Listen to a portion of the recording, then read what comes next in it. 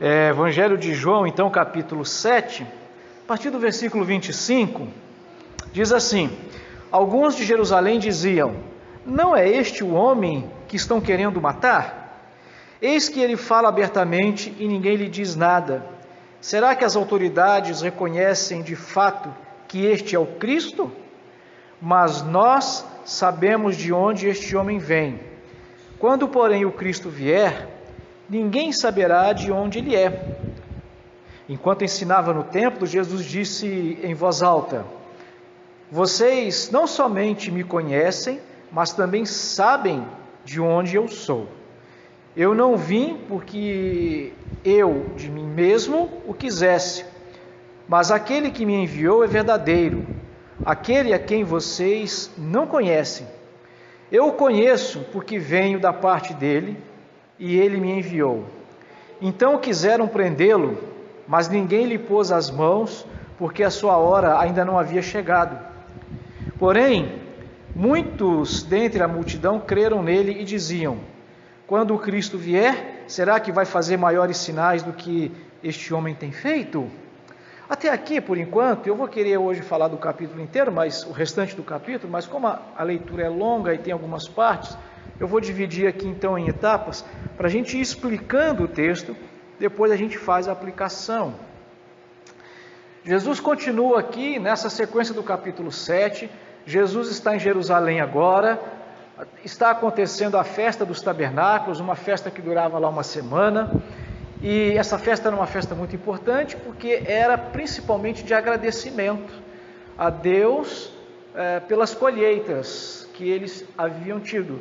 E eles ofereciam muitos sacrifícios, e enfim, como toda festividade, como toda reunião, era a oportunidade de muitos judeus estarem reunidos em Jerusalém. Jerusalém ficava apinhada de gente, para mais essa festividade, e ali as pessoas aproveitavam para tirar as dúvidas, principalmente saber mais das Escrituras. Muitos líderes religiosos, escribas, muitos fariseus, sacerdotes, eles aproveitavam esse momento para, lá no templo, eles darem aulas. Eu não sei quantos de vocês já tiveram oportunidade de participar desses congressos, seminários, né? Tem uns aqui no Brasil muito bacanas, assim, muito bons, né? E alguns assim até um pouco mais chiques, em hotéis assim, né, de boas classificações. Tive a oportunidade já em alguns, a gente fica lá uma semana, muita comida boa, né, tempo muito bom e palestras o dia inteiro, e ali só gente muito fera falando. A gente sai dali, né, aprende em uma semana o que demoraria às vezes um ano aprendendo fora. Nesse momento acontecia isso. E Jesus então, ele chega, o texto depois vai dizer que Jesus chegou lá em Jerusalém na metade da festa, ele não tinha ido no começo, nós já falamos sobre isso, apenas para te lembrar. Jesus então agora chega e começa a ensinar lá no templo, e aí o versículo 25 fala que algumas pessoas, então aqui já não mais, esses aqui não eram aquelas autoridades, era o povão mesmo que estava lá por ocasião da festa, e para ouvir os muitos rabinos, as muitas autoridades a pregar, estavam ouvindo falar de Jesus. E eles dizem, né, eles já começam ali perguntando: olha, mas esse daí não é aquele que eles estavam querendo matar? Ou seja, a notícia de que as autoridades de Israel queriam matar Jesus já havia caído no zap do povo.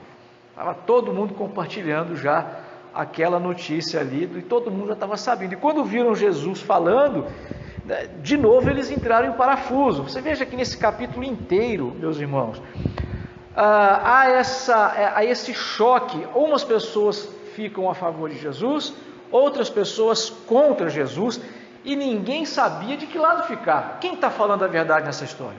Quem está certo nisso? Aquelas autoridades ou o que a gente está ouvindo aqui desse Jesus? E aí eles chegam nesse momento e falam: mas não é esse que eles queriam matar? Ele está falando ali abertamente. Será que as autoridades reconheceram que ele é o Cristo? Por que esse detalhe? Os judeus, as lideranças judaicas, eles tinham a obrigação de saber de tudo. Então, na verdade, todo o assunto que surgia, toda novidade que surgia, eles tinham que estar cientes daquilo. Eles analisavam, eles olhavam, pesquisavam então lá os seus escritos, os seus estudos, e eles emitiam uma opinião para as pessoas. Vinham e faziam uma coletiva de imprensa. É lógico que eu estou fazendo aqui desde já assim, algumas contextualizações, né, para ficar claro na nossa mente. Eles faziam uma coletiva de imprensa e eles emitiam a opinião. Aí o povo sabia, não, isso aí é bom, não, isso aí é ruim. E nesse caso, eles entraram em parafuso aqui. Obrigado. Eles entraram em parafuso porque é o seguinte, olha, se eles queriam matar esse Jesus porque ele estava ensinando coisa contrária à lei, como é que ele está aqui agora, Vivinho da Silva, no templo ensinando para todo mundo? Por que não mataram ele ainda? Será que as autoridades reconhecem que ele é o Cristo? Você percebe? O povão começou a ficar na dúvida, porque a notícia do Zap é que ele era um enganador e a gente precisa matar esse embuste. Mas ao vivo eles estavam vendo outra coisa. Mas Jesus estava lá no templo ensinando. Se ele é um embuste, como é que ele está aqui ensinando para a gente? E não é só isso. O que Jesus ensinava era diferente. Eles examinavam tudo o que eles já tinham aprendido, alguns que tinham decorado a Bíblia, porque ninguém levava a Bíblia no celular como a gente tem aqui agora, não tinha a Bíblia no papel, na mão, para lá, versículo, capítulo, tá aqui, não tinha isso, eles tinham na memória, e muita gente que tinha na memória ali, peraí, o que ele está falando bate, é verdade o que ele está falando, inclusive o que ele está falando é mais verdade do que o rabino fulano de tal falou, lembra? Negócio da cura no sábado, aí eles perceberam, falaram, esse negócio que esses rabinos falaram para nós, de que não pode socorrer uma pessoa no sábado, é verdade, isso daí é uma hipocrisia,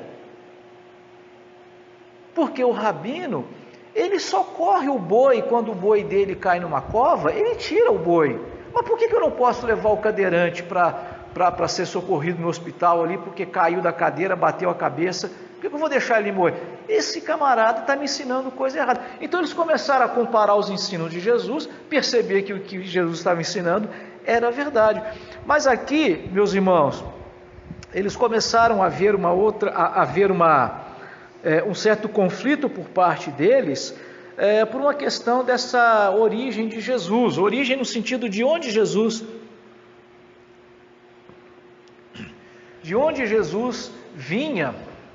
Mas no final aqui a gente vai entender. Então, mas antes, Jesus, ele estava lá no templo, e aqui o texto até diz, né, enquanto ensinava em voz alta, ele estava gritando mesmo, né?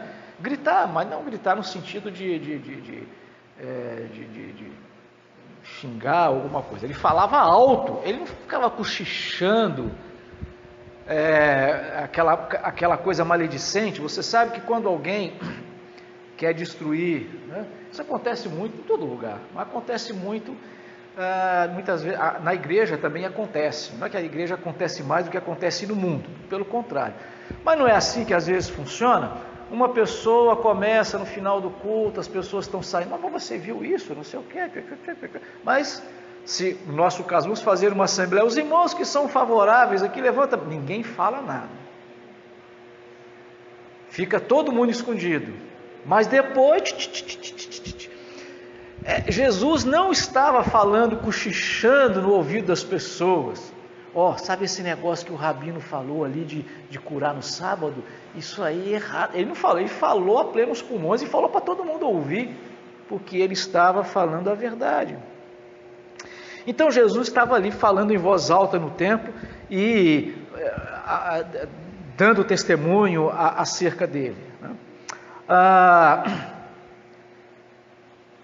Como eles já tinham decidido, as autoridades, prender Jesus, eles mandaram soldados lá para prender Jesus, mas ninguém teve condição, ou ninguém quis pegar Jesus e amarrar Jesus ali. até aqueles que foram prender Jesus, eles começaram a ficar com dúvidas, porque aqui no verso 31, porém muitos dentre a multidão creram nele e diziam: quando o Cristo vier, será que vai fazer maiores sinais do que este homem tem feito? Veja, irmãos, aqui tem uma coisa muito interessante, que são as evidências. Você talvez já tenha ouvido falar, se você é fã de séries de CSI da vida, né?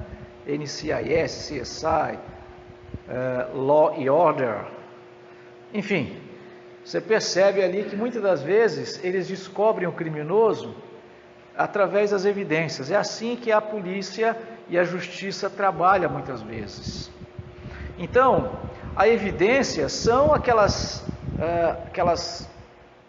provas, muitas vezes circunstanciais, de que um crime foi cometido, mas ninguém viu o crime em si, né? Ou o crime acontecendo.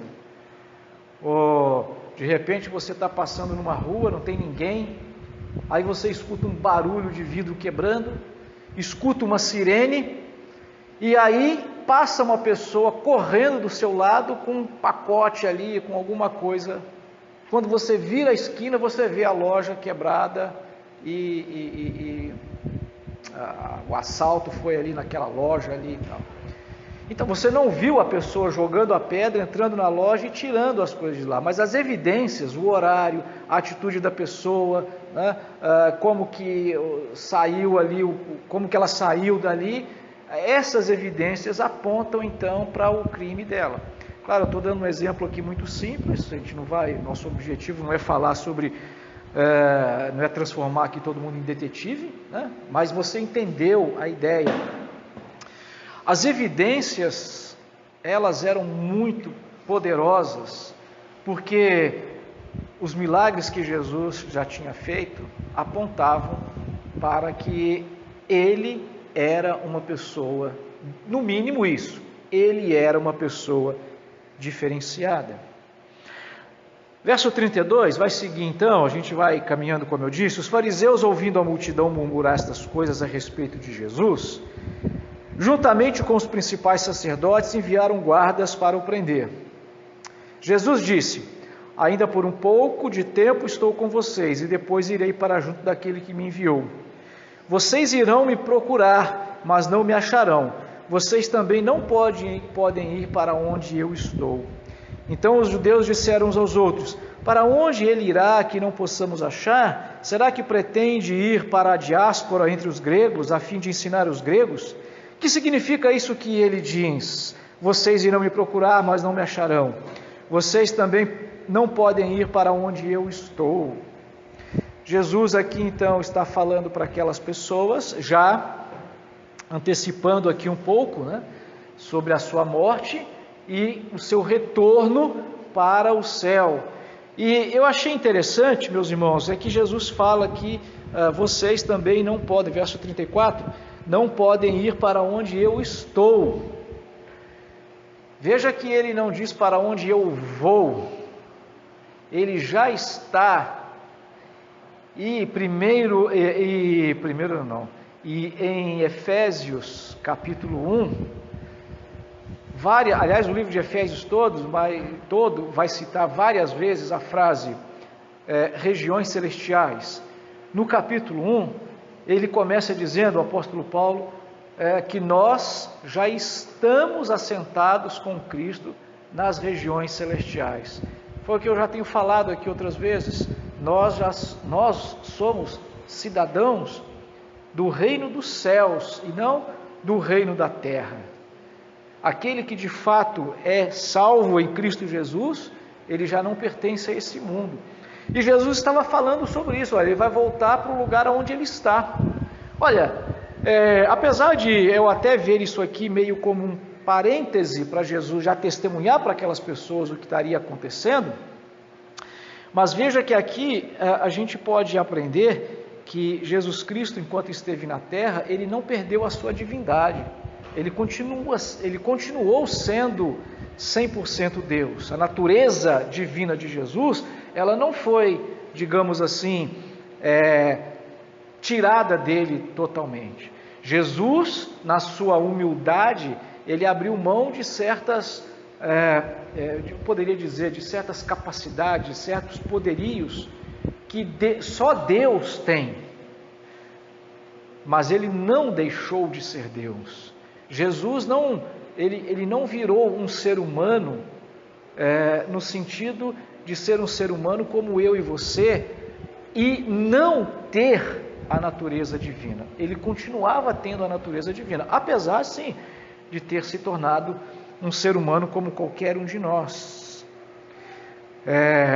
Os judeus aqui então no verso 35, só para a gente contextualizar, eles falam, será que Jesus, eles estavam confusos, eles não entenderam, e evidentemente que não poderiam entender mesmo, né? Somente o crente poderia entender isso, e na verdade os apóstolos, os discípulos aqui de Jesus, só foram entender completamente depois que Jesus subiu aos céus. Aí esse texto aqui serve para esclarecer para eles o que estava acontecendo com Jesus. Jesus não estava abandonando os discípulos, mas ele estava voltando para o lugar original de onde ele é. Mas esses judeus aqui entenderam, será que ele está falando que vai lá por exemplo, nesse caso aqui, lá para a Grécia, né? Ou as regiões da Caia, ou para Chipre, por exemplo, pregar para ensinar, pregar para os judeus que vivem, que moram lá nesse lugar, aqueles judeus que não estavam morando em Israel, eles moravam em outros lugares, muitos chegaram a nascer lá, né, nesses lugares, e inclusive muitos deles nem falavam o aramaico, mas porque eles, imaginam um judeu que nasceu aqui no Brasil e vive só aqui no Brasil, não sabe falar o hebraico, né? Ele é um brasileiro, apesar de ter descendência judaica. Era mais ou menos isso, mais ou menos não era isso que acontecia nesse momento aqui. Então eles acharam isso, como eles não entenderam, eles acharam isso, não, Jesus, ele deve estar querendo dizer que ele vai sair daqui, já porque está as autoridades querendo matá-lo aqui, ele vai para lá para fugir dessas pessoas. Mas é claro que não é isso, e os discípulos de Jesus depois entenderam perfeitamente. Então, a gente aí vai voltar a falar sobre essa questão de Jesus aqui, que as autoridades querem matar Jesus, mas antes disso ele fala no verso 37, no último dia, o grande dia da festa, Jesus se levantou e disse em voz alta, se alguém tem sede, venha a mim e beba. Quem crer em mim, como diz as Escrituras, do seu interior fluirão rios de água viva. Isso ele disse a respeito do Espírito que os que nele crescem haviam de receber, pois o Espírito até aquele momento não tinha sido dado, porque Jesus ainda não havia sido glorificado. Ainda nesse parêntese aqui que João faz dessa narrativa toda que ele vem falando sobre esse embate entre Jesus e os fariseus, essa divisão de opiniões e de pensamentos que estava tendo ali, é uma das oportunidades que Jesus usa para falar, para proclamar mais ainda verdades que nós vamos entender, ou os discípulos viriam a entender depois que essas coisas acontecessem. Jesus aqui, o texto está dizendo claramente que ele se referia ao Espírito Santo, que todo crente recebe ao ser nascido de novo, né? Quem é nascido de novo, ele se torna uma fonte de água para anunciar o Evangelho, essa sede que o ser humano tem, essa necessidade que o ser humano tem, que só o Evangelho preenche. O que é nascido de novo, também, a exemplo de Jesus, que é a fonte divina da água da vida, as pessoas também poderiam fazer como ele fez. Lembra que ele disse? As obras que eu fiz, vocês farão e farão maiores ainda, no sentido da evangelização, de pregar o Evangelho, de levar outras pessoas a Cristo. Ele estava se referindo a isso. Mas o que ele usa aqui como exemplo, por que ele fala isso nesse último dia? Porque no último dia, havia lá um dos rituais, as autoridades lá, os rabinos, os chefões, eles iam até o tanque de Siloé com umas vasilhas, com umas talas, e eles enchiam aquilo de água e traziam aquela água até um lugar, simbolizando que, digamos assim, o ensino deles das Escrituras servia para matar a sede espiritual das pessoas. Só que passam os dias e a sede daquelas pessoas continuavam. Só Jesus tem a água viva que sacia a sede eternamente. É interessante que hoje mesmo eu estava ouvindo, eu tenho falado para vocês sobre a filosofia enquanto serva da teologia. É uma ferramenta maravilhosa, mas ela pode enganar, tanto é que enganou a humanidade, né? Desde a modernidade, desde os tempos modernos, desde o século XVI para cá, em que eles foram abandonando digamos assim, as coisas, vou colocar tudo dali para trás, desde o século XVI para cá, eles foram abrindo mão da teologia e se voltando cada vez mais para a filosofia. E hoje eu estava ouvindo, ainda hoje, essa semana eu tenho estudado sobre a filosofia, fala sobre felicidade, né? E até falei isso nas minhas aulas lá com os alunos. Ninguém quer ser infeliz, todo mundo quer ser feliz. A felicidade é algo que todo mundo procura. Tudo o que você faz porque te deixa feliz ou para te deixar feliz. A felicidade é algo que todo mundo procura, a menos que a pessoa esteja doente, né? Aí sim, uma doença mental, uma depressão, uma coisa assim, ela vai querer um mal. Mas mesmo assim, um mal para ela. Mas mesmo assim, a pessoa que às vezes tenta o mal contra si, se corta, se mutila e às vezes até tenta um suicídio, ela só faz isso porque ela quer se libertar da tristeza. Então, no fundo, ela continua querendo ser feliz. Mas por que a filosofia, ela dá, meus irmãos, se você parar para ouvir os filósofos, que coisa linda. Um deles, ainda antes de Cristo, na verdade era toda uma escola filosófica, eles chegam a dizer que a pessoa feliz é aquela que se contenta com pouco. Olha que coisa mais evangélica essa definição de felicidade. Mas por que não funciona?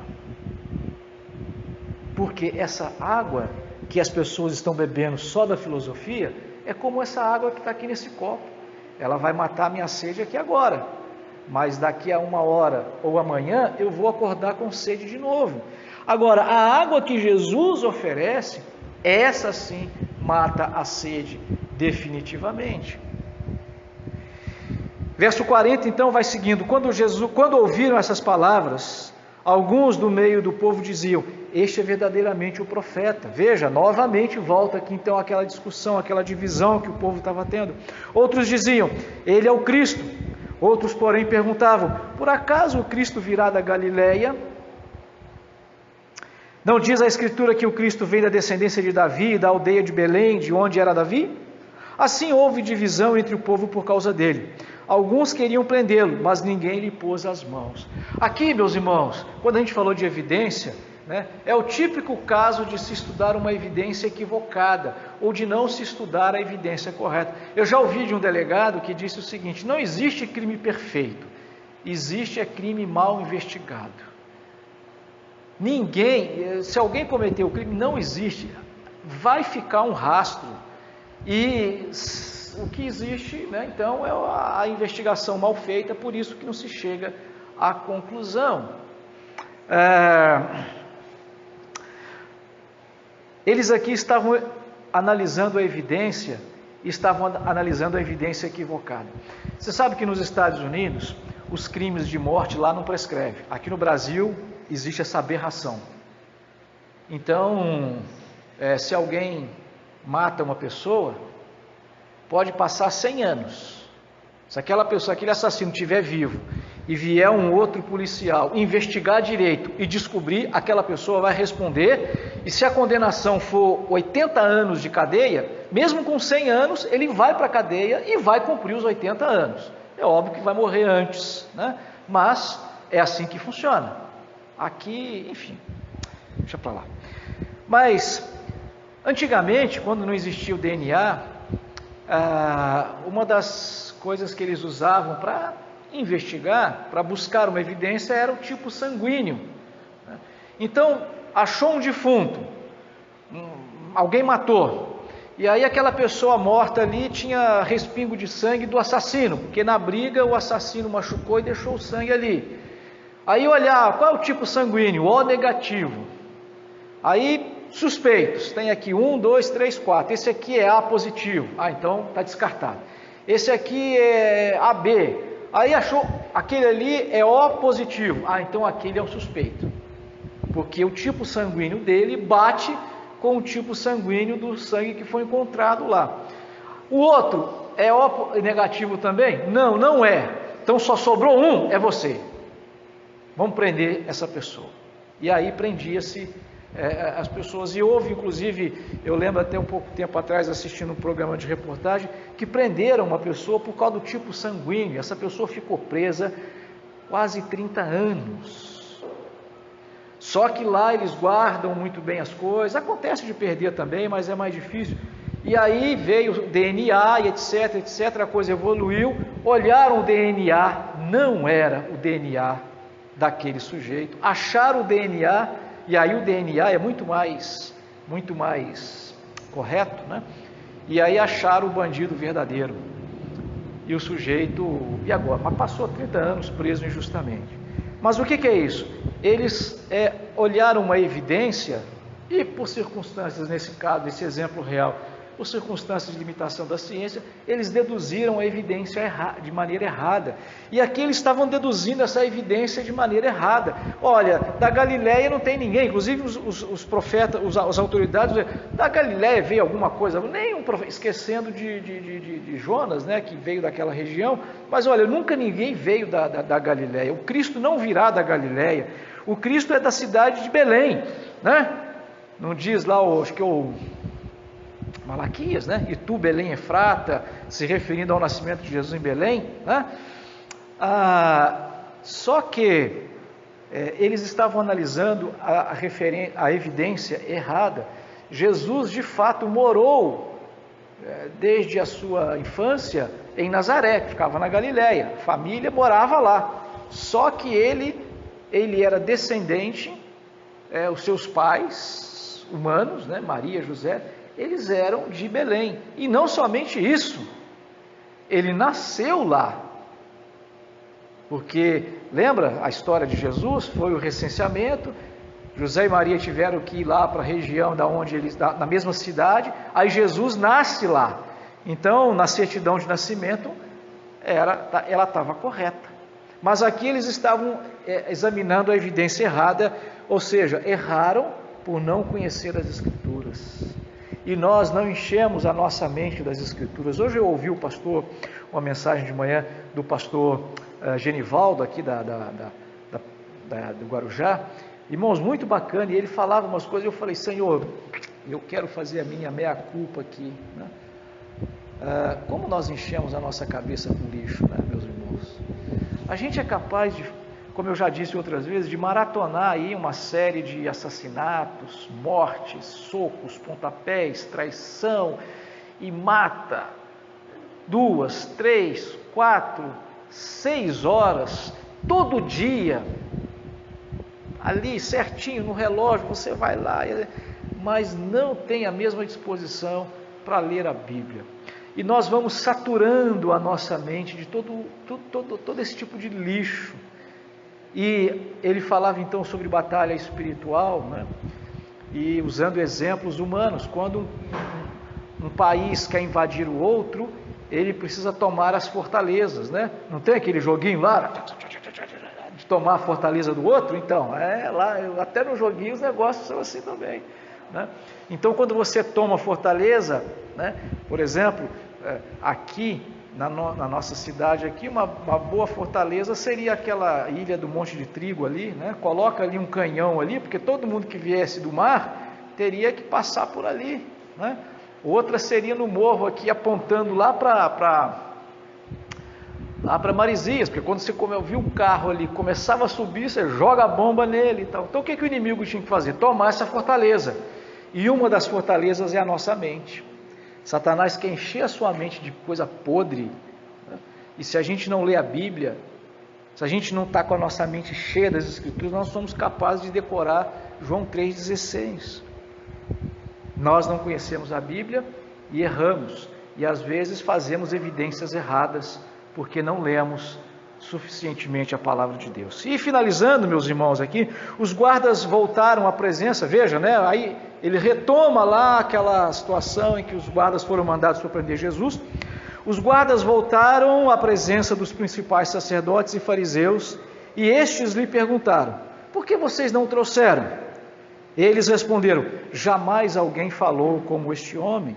Ou seja, aqueles guardas que foram lá para prender Jesus, quando começaram a ouvir o discurso de Jesus, a palavra de Jesus tocou o coração deles. Eles falaram: não é possível, a gente não pode prender esse homem aqui, o que ele está falando, essas palavras são palavras de vida. Só que eles entraram em parafuso e Jesus terminou de falar, eles ficaram paralisados. E aí eles voltam assim, né? Sabe se vai, se fica. Aí quando chega lá, tem um choque. Os fariseus, versículo 47, disseram aos guardas: será que vocês também foram enganados? Por acaso alguma das autoridades ou algum dos fariseus creu nele? Agora eles estavam jogando a autoridade deles, dos fariseus, contra a autoridade de Jesus. Mas esse povo que nada sabe da lei é maldito. Veja aqui, meus irmãos, eles condenando as pessoas. A gente percebe que esses homens aqui, eles estavam à procura de fama, de poder, de autoridade. Eles sabiam, porque eles eram estudantes das Escrituras, que o Messias prometido viria para libertar Israel dos inimigos que os estavam oprimindo, nesse caso aqui, dos romanos.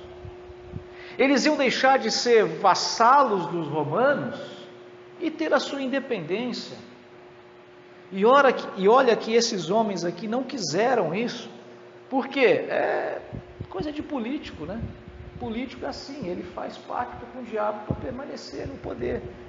E depois, no nosso caso hoje, como existe uma democracia que se elege, né? Uma vez eleitos, eles desdenham do povo. Como eu ouvi um governador, há 2 ou 3 dias atrás, ouvi o governador falando para um grupo de manifestantes: eu não preciso do seu voto. Agora que ele está eleito, ele fala isso. Mas depois ele vai mudar de ideia com toda certeza. É o que eles estavam falando: olha, esse povo maldito. A insensibilidade desses políticos é absurda. Na Revolução Francesa, a história conta, isso eu ouvi lá quando eu estava ainda lá no ensino médio, há muitos anos atrás. Eu não sei se eu vou cometer um ato falho aqui agora, mas chegaram para a rainha lá. A França estava numa crise profunda, as pessoas passando fome, muita necessidade. Aí das autoridades chegou para a rainha e falou assim: olha, a situação está capenga, o povo vai, entendeu? Eles vão explodir aí e a coisa vai ficar feia. Eles estão passando fome, não tem pão para comer. Aí ela diz, e é uma frase, virou um ditado lá na França: ora, se não tem pão, que comam brioches. Eu não sei hoje como que é um brioche hoje, né? Mas naquela época o brioche era assim, por exemplo, se hoje um pão francês, o pãozinho que a gente compra, custa R$10 o quilo, o brioche custa uns 25, 30. Então era uma coisa mais ou menos assim. Então a insensibilidade dela, o descaso dela, o desconhecimento, quer dizer, uma pessoa que não sabia quanto custava, qual a diferença de preço de um brioche para um pão, isso para ser bondoso com ela, né? Então essas autoridades são assim. 50. Nicodemos, um deles que antes tinha ido conversar com Jesus, perguntou-lhe: será que a nossa lei condena um homem sem primeiro ouvi-lo e saber o que ele fez? Veja que o Nicodemos é aquele mesmo do capítulo 3, que já havia conversado com Jesus, né? E já estava aqui com o coração amolecido. Nós não sabemos se Nicodemos se tornou um discípulo de Cristo ou só um simpatizante, né? Mas o fato é que aqui ele está ainda lá no grupo das autoridades, e ele aqui faz uma defesa. Ele fala: olha, será que a gente já vai mandar matar Jesus sem ouvi-lo antes?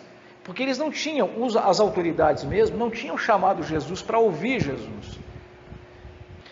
Mas olha o que eles responderam, né? 52. Eles responderam: por acaso também você é da Galileia? Examine e verá que da Galileia não se levanta profeta. Veja então que eles disseram usaram de uma ironia com Nicodemos, ou seja, por acaso você já se tornou discípulo dele? Pegar princípios das Escrituras e aplicá-los hoje, o mundo é filho de Satanás. Satanás é o pai da mentira. E os filhos de Satanás, eles vivem da mentira o tempo todo. Então,